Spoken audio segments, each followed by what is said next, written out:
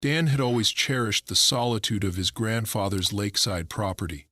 Nestled at the edge of a sprawling suburban neighborhood, it was a haven of peace surrounded by tall pines and mirrored waters, untouched by the ever-encroaching reach of suburban development. This property had been in his family for generations, a slice of nature untainted by the conformity of manicured lawns and cookie-cutter homes. It was his sanctuary, a place where the world's noise quieted and the only sound was the rustle of leaves and the gentle lapping of the lake against its shores. The neighborhood nearby was a different world entirely. Governed by a notoriously controlling homeowners association, it was the embodiment of suburbia's most overbearing tendencies. Every lawn was trimmed to identical lengths, every mailbox adhered to strict guidelines, and every resident knew better than to cross Karen Davenport, the Homeowners Association president. Karen was a woman in her early 50s with an iron grip on the neighborhood and a personality as rigid as the Homeowner Association rulebook she seemed to carry everywhere. Dan had heard stories about her, the fines for Christmas lights left up a day too long, the turf wars over parking spots. But he had always been thankful that his property lay just outside the Homeowner Association's boundaries. He was free from their rules, or so he thought. It started on an otherwise uneventful Tuesday morning. Dan was sitting on his porch, sipping coffee and enjoying the cool breeze when he noticed a figure walking up his driveway. It was Karen. Her sharp bob haircut and pressed blazer gave her an air of authority she didn't deserve, and she carried a clipboard like a weapon. Dan sighed. He had seen her patrolling the neighborhood before, but had never expected her to set foot on his property. Setting his mug down, he stood to greet her. "Good morning," Karen's overly cheerful voice carried the saccharine tone of someone who wasn't used to hearing the word no. She extended a hand, which Dan shook reluctantly. "Morning," he replied, his tone neutral. "What can I do for you?" Karen's smile widened, though it didn't reach her eyes. "Well, I'm sure you've noticed that your property is a bit of an anomaly around here. It's such a lovely spot, and the lake is just gorgeous. It's a shame that it's not being utilized to its full potential." Dan raised an eyebrow. "It's utilized just fine for my needs." Karen chuckled as though he'd made a joke. Of course. But you see, the Homeowner Association Board has been discussing ways to enhance our community amenities, and we thought your lake would be a perfect addition." Dan's stomach sank. "My lake?" he repeated, his voice sharpening. "It's private property." Karen waved a dismissive hand, as though such details were trivial. "Oh, we're well aware. But think of it this way. By opening up the lake for community events, you'd be fostering a spirit of togetherness. Imagine the neighborhood kids enjoying a summer fishing derby or families gathering for a 4th of July picnic. It would be wonderful for everyone." Dan stared at her, incredulous. "I'm not a member of the Homeowner Association," he said firmly. "This property has nothing to do with your community." Karen's smile faltered for a fraction of a second before she recovered. "Well, technically that's true," she admitted, "but we're all neighbors here, and it's about the greater good, isn't it? Besides, we could handle all the logistics. You wouldn't have to lift a finger. All we'd need is your permission." "And what happens if I say no?" Dan asked, folding his arms. Karen's expression hardened ever so slightly. "Oh, I'm sure you wouldn't want to alienate yourself from the community. It's always better to cooperate. After all, property values are affected by how well we all work together." Dan felt a flicker of anger. There it was, the thinly veiled threat. He took a deep breath, keeping his voice steady. "I appreciate your interest, but the answer is no. This property has been in my family for years, and I intend to keep it private." Karen's smile turned icy. "Well, that's unfortunate," she said, her tone clipped. "I had hoped you'd see the benefits of being part of something bigger, but if that's how you feel—" "It is," Dan interrupted. "Thank you for stopping by." Karen hesitated, as though she wasn't used to being dismissed so abruptly. Finally, she gave a tight nod. "Very well. Have a good day, Dan." With that, she turned on her heel and marched back down the driveway, her clipboard clutched tightly in one hand. Dan watched her go, unease settling in his chest.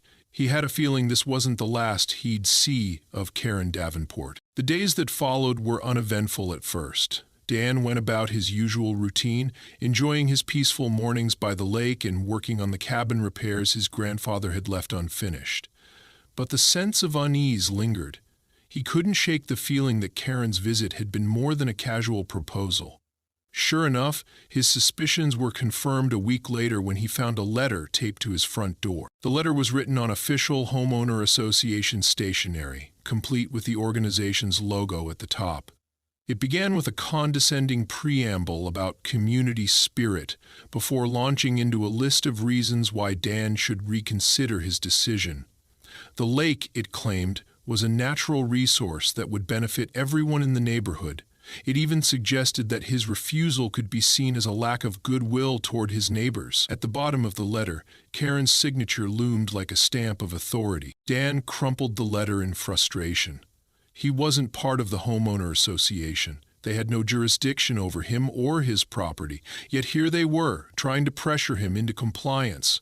It was infuriating. Determined not to be intimidated, Dan ignored the letter and went about his business. But Karen wasn't one to take no for an answer. Over the next few weeks, the pressure campaign intensified. Flyers began appearing on his property, advertising hypothetical community events at Lake Davenport. Dan found one taped to his mailbox, another pinned to a tree near the water's edge. Each one was more presumptuous than the last, detailing events like paddleboat races and outdoor movie nights.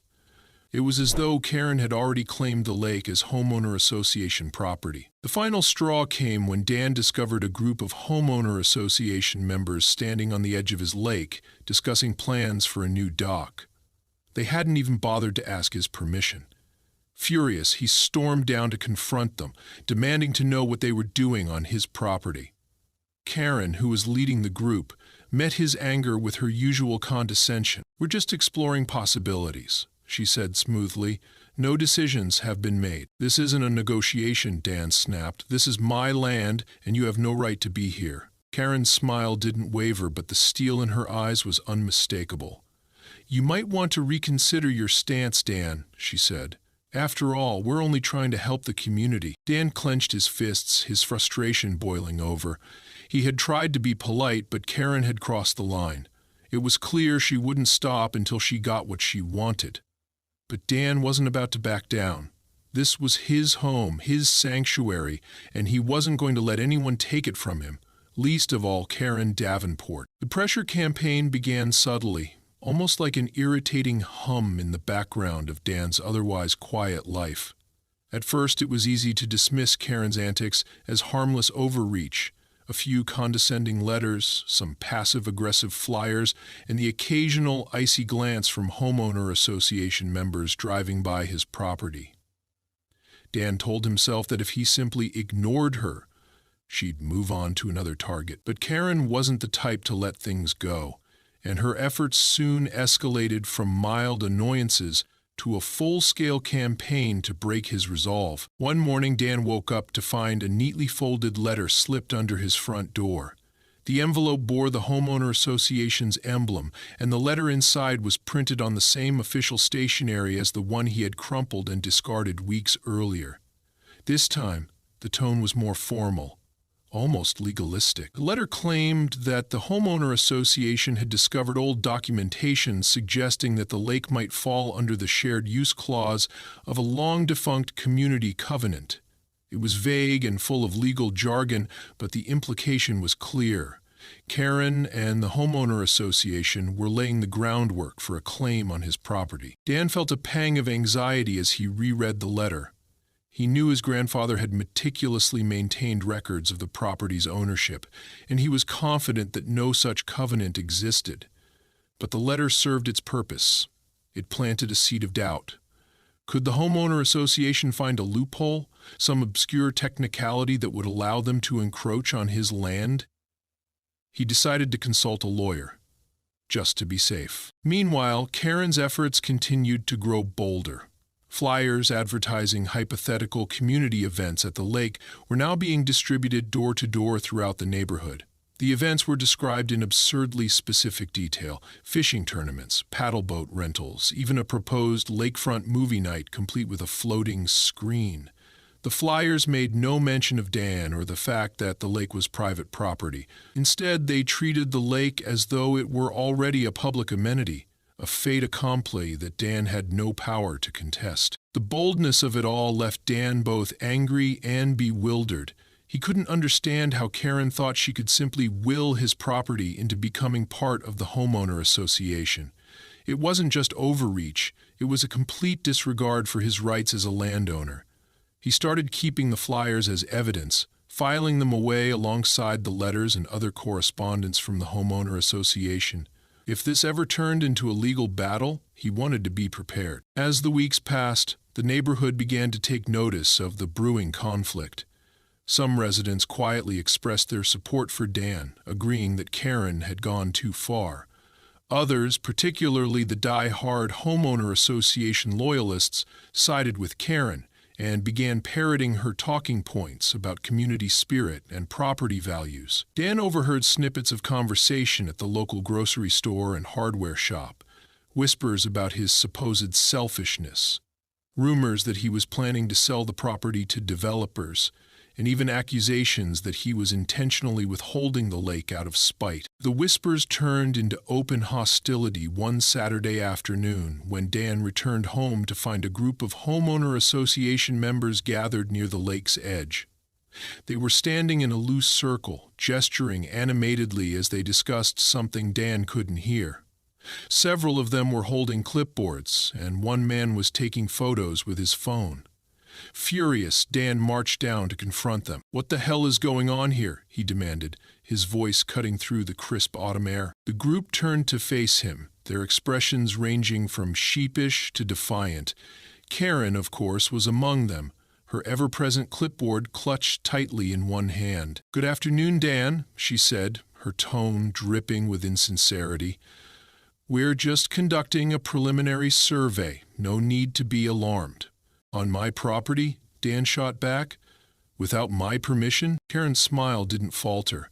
"This is for the benefit of the entire community," she said. "We're exploring potential improvements that could enhance property values for everyone. It's in everyone's best interest, including yours." Dan took a step closer, his fists clenched at his sides. "This isn't a negotiation," he said. "You have no right to be here, and you damn well know it. Get off my property. Now." Karen's expression hardened. "Dan, there's no need to be confrontational," she said. "We're trying to work with you, but your hostility is making it difficult." "I'm not hostile," Dan said through gritted teeth. "I'm protecting what's mine.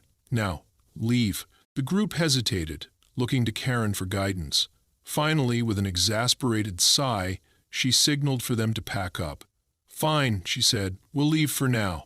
But this isn't over." Dan watched as they retreated, his heart pounding with a mix of anger and unease. He knew Karen meant what she said.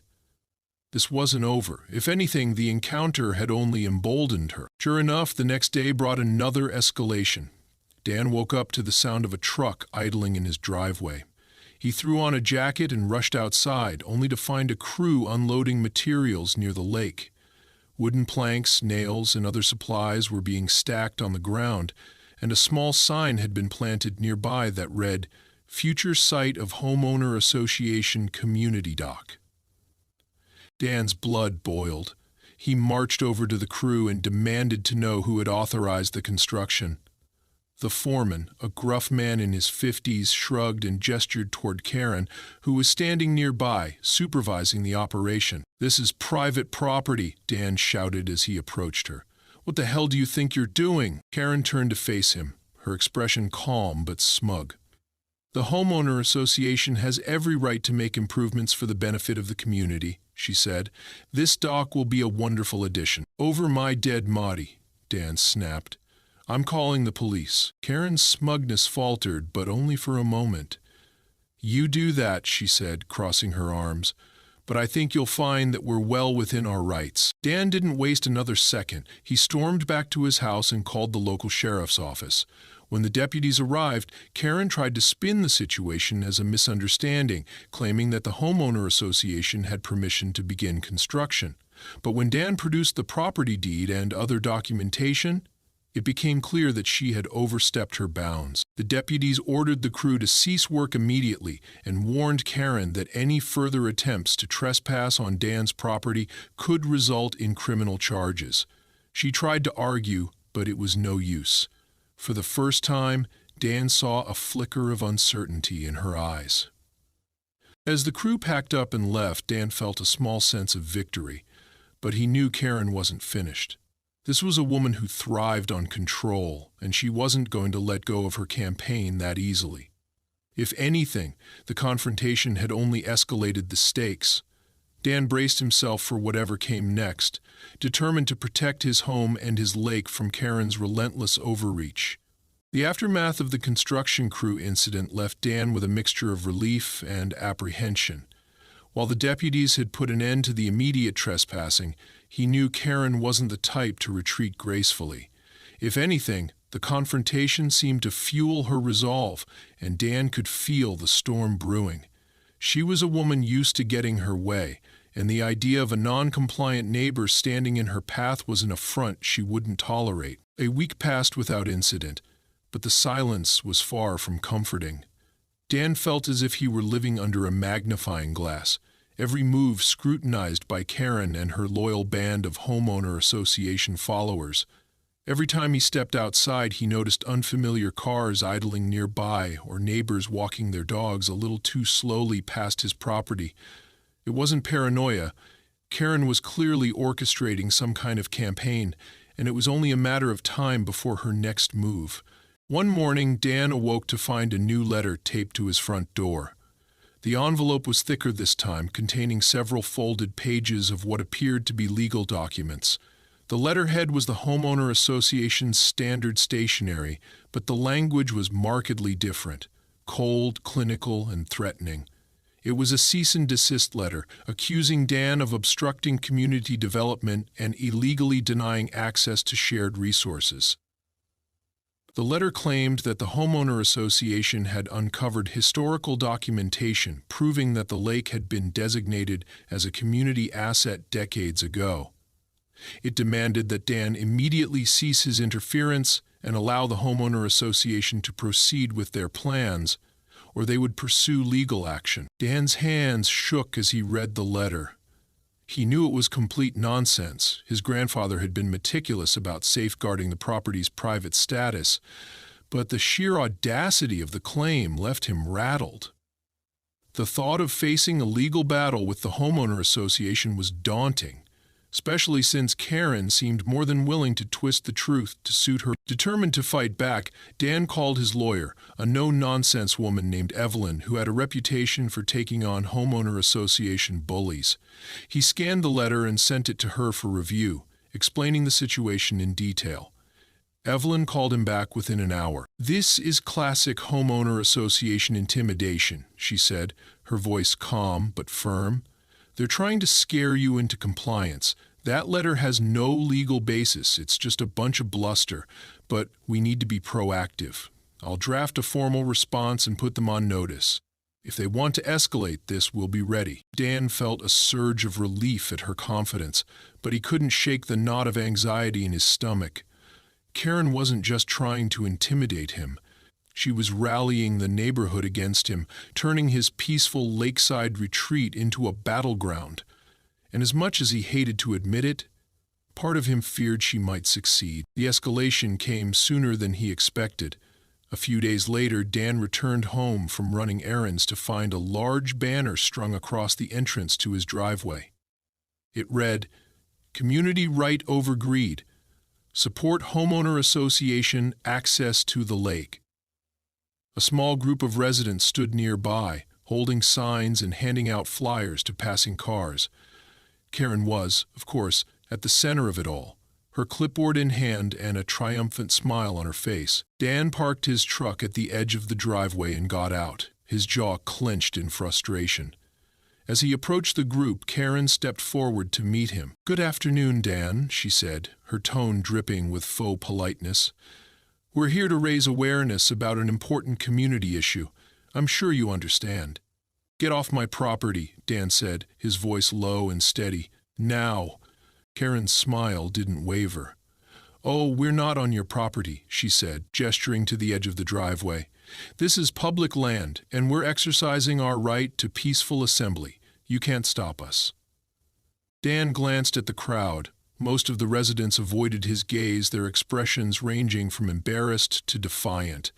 He could tell that some of them had been coerced into participating, but that didn't make the situation any less infuriating. Taking a deep breath, he turned back to Karen. "You've made your point," he said. "Now take down the banner and leave." Karen's smile widened. "I'm afraid we can't do that," she said. "The community has a right to be heard. If you're unwilling to cooperate, we'll have to continue our efforts to educate the public about the importance of shared resources." Dan's patience snapped. "This isn't about the community," he said, his voice rising. "This is about you trying to control something that doesn't belong to you. You don't have the right to come onto my property, harass me, or spread lies about me. I'm done playing nice, Karen. If you keep this up, I'll have you arrested for trespassing." The crowd murmured uneasily, but Karen remained unfazed. "Do what you feel is necessary, Dan," she said. "But I think you'll find that the community isn't on your side." Dan turned on his heel and stormed back to his house, his heart pounding with anger. He grabbed his phone and called the sheriff's office, explaining the situation. The dispatcher assured him that deputies would be sent to disperse the crowd, but Dan knew it was only a temporary solution. Karen wouldn't stop until she was forced to. When the deputies arrived, they instructed the protesters to leave, citing noise complaints and concerns about traffic congestion. Karen argued, of course, but eventually she and her group packed up and left. Dan watched from his porch as the banner was taken down, but the victory felt hollow. The damage had already been done. Karen had succeeded in turning the neighborhood against him, and he couldn't shake the feeling that she had more tricks up her sleeve. That night, Dan sat at his kitchen table, surrounded by stacks of documents and flyers. He felt overwhelmed and exhausted, but he knew he couldn't give up. Karen might have the neighborhood on her side, but he had the truth and the law on his. Taking a deep breath, he opened his laptop and began drafting a detailed timeline of events, documenting every interaction, letter, and incident. He didn't know what Karen's next move would be, but he was determined to be ready for it. As the hours ticked by, Dan's resolve hardened. This wasn't just about protecting his property. It was about standing up to a bully who had overstepped her bounds. Karen might have the homeowner association and a few loyal followers behind her, but Dan had something far more powerful, the courage to fight back. And he wasn't going to let her win. The fallout from Karen's protest lingered in the air like an oppressive storm cloud. Dan could feel the tension every time he stepped outside his house. Neighbors who had once waved or nodded in passing now avoided eye contact, and some even crossed the street to avoid him entirely. The whispers he overheard in town had grown louder, morphing into open hostility. Karen's campaign to paint him as the villain, the greedy outsider homeowner association arding a community resource, was clearly working, and Dan found himself feeling increasingly isolated. He tried to go about his daily life as if nothing had changed, but it was impossible to ignore the subtle and sometimes not so subtle acts of defiance from Karen and her followers. One morning he found a pile of trash dumped near the edge of his lake, complete with a hand-lettered sign that read, "Clean up your act, Dan." Another time, someone spray-painted "Greedy Neighbor" on the sidewalk near his driveway. Dan reported these incidents to the local authorities, but without evidence of who was responsible, there was little they could do. Karen, of course, denied any involvement. When Dan confronted her at a town hall meeting, she feigned shock and dismay, claiming that she had always encouraged her followers to express their concerns respectfully. Her words dripped with condescension, and her smug expression made it clear she was enjoying every moment of the chaos she had created. But Karen's most audacious move came a few weeks later, when Dan received an official notice from the homeowner association. The document claimed that his property, specifically the lake, was now subject to an emergency annexation under homeowner association jurisdiction. The annexation was supposedly justified by a clause in the homeowner association charter that allowed for the acquisition of private property deemed critical to community welfare. The notice demanded that Dan comply with homeowner association regulations, including granting access to the lake for approved community activities, or face escalating fines and legal action. Dan was furious. He immediately forwarded the notice to his lawyer, Evelyn, who called him within minutes of reading it. "This is absolute garbage," she said, her voice sharp with indignation. "They can't just annex private property without due process. They're bluffing, Dan, trying to intimidate you into submission. But if they want to play dirty, we'll play smarter." Evelyn instructed Dan to gather every piece of documentation he had regarding the property's ownership, including the original deed, tax records, and any correspondence with the homeowner association. She also advised him to install security cameras around the lake and his property to document any future trespassing or vandalism. As Dan worked to compile the necessary documents, he couldn't help but feel a mix of frustration and exhaustion.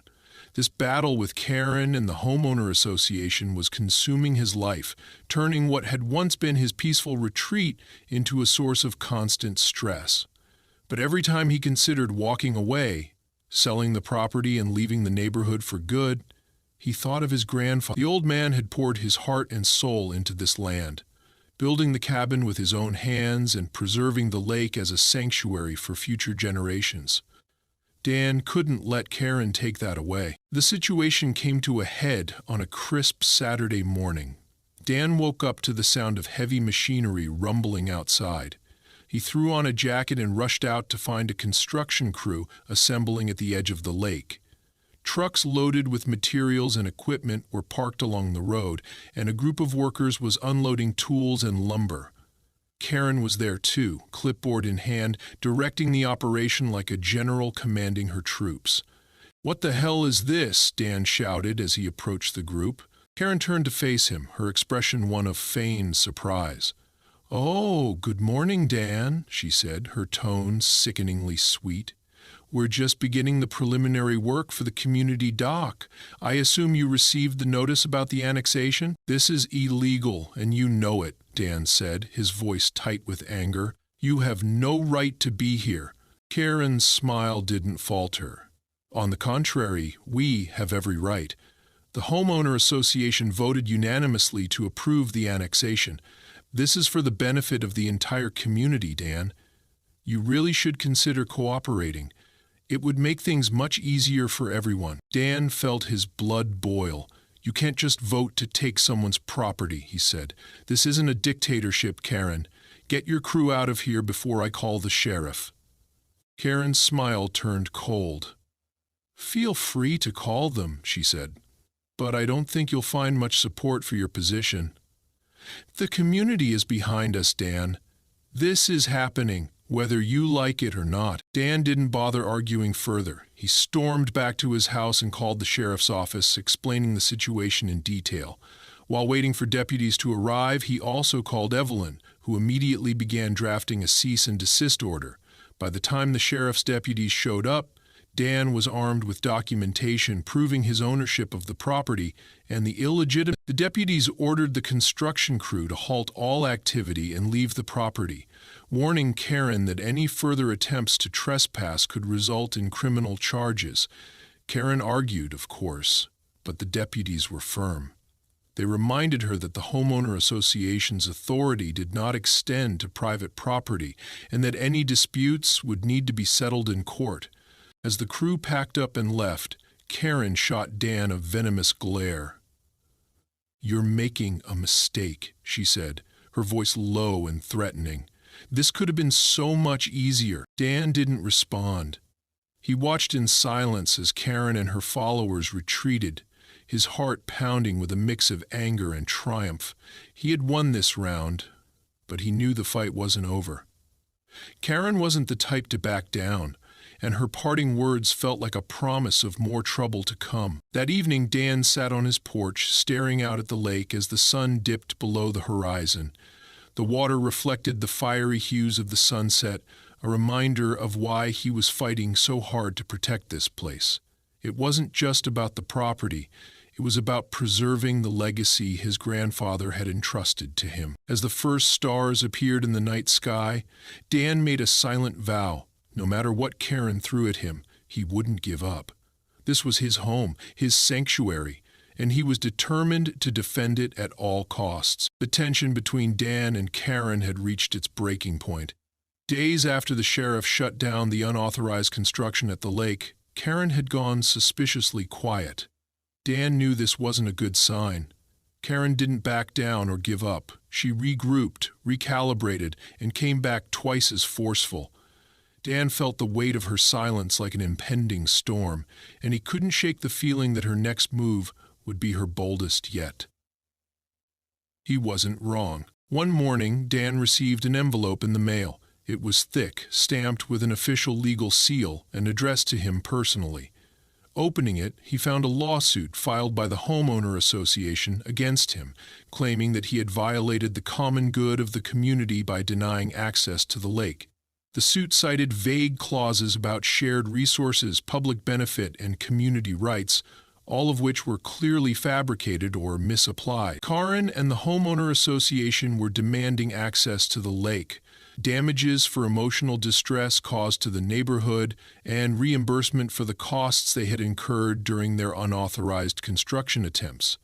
Dan felt his stomach drop.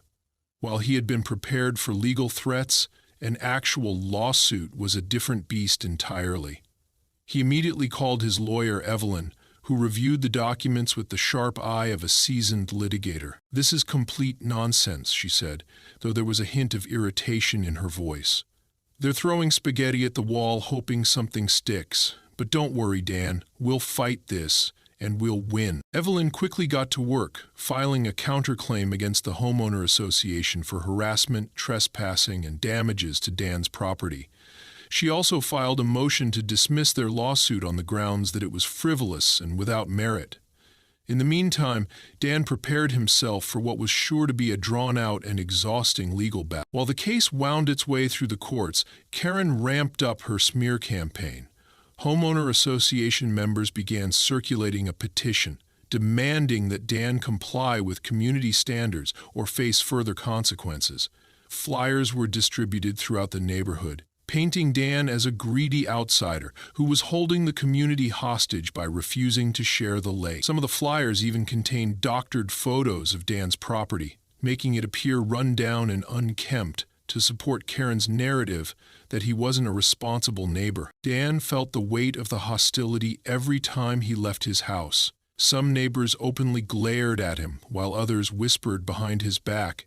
He received anonymous letters in the mail, some urging him to give in for the sake of the community, and others outright threatening him if he didn't. The isolation was suffocating, but Dan refused to let Karen and her cronies break him. Evelyn, meanwhile, worked tirelessly to gather evidence to dismantle the homeowner association's claims. She subpoenaed their financial records and internal communications, digging for anything that might expose Karen's true motives. What she found was more damning than either of them could have imagined. One evening, Evelyn called Dan with a breakthrough. "You're not going to believe this," she said. "Karen's been using homeowner association funds to pay for all these stunts. The construction crew, the banners, even the legal fees for this ridiculous lawsuit. None of it was approved by the homeowner association board. She's been operating completely unilaterally." Dan was stunned. "So she's been using other people's money to fund her personal vendetta against me?" "Exactly," Evelyn confirmed. "And that's not all.